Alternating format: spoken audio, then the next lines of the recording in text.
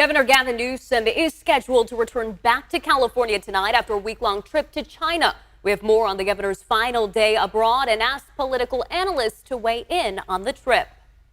Governor Gavin Newsom wrapped up a week-long trip to China this weekend. On Sunday, Newsom visiting Shanghai to meet with the city's mayor, Geng Zheng, the two signing an agreement to collaborate on combating climate change and protecting the environment.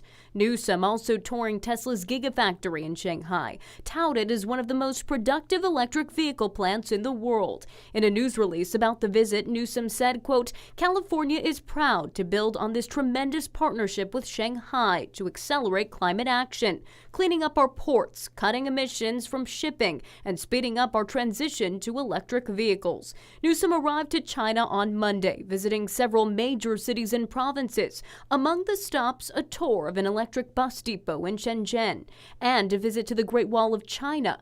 And on Wednesday, Newsom met with President Xi Jinping and other officials in Beijing. Newsom's office says the discussion focused on climate change and economic ties between China and California. Newsom also bringing up human rights issues and China's role in combating the fentanyl crisis. Democratic strategist Stephen Maviglio said the relationship building is an important part of the trip. Good policy is good politics, and this has been a win-win for the governor.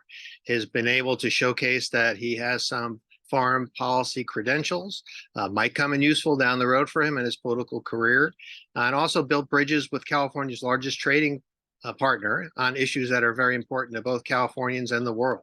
We also asked Republican political consultant Mike Madrid for his thoughts about the trip.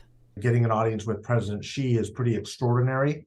And beyond the trip to China, stopping in Israel too, while the world is in the midst of the chaos that it's in, I think is really more emblematic of a foreign policy trip than it is really a domestic event on behalf of California, though clearly it was both of those. Now you might be wondering who's paying for the trip. Well, according to the governor's office, Newsom and his staff are being funded fully by the California State Protocol Foundation, an Oakland-based nonprofit.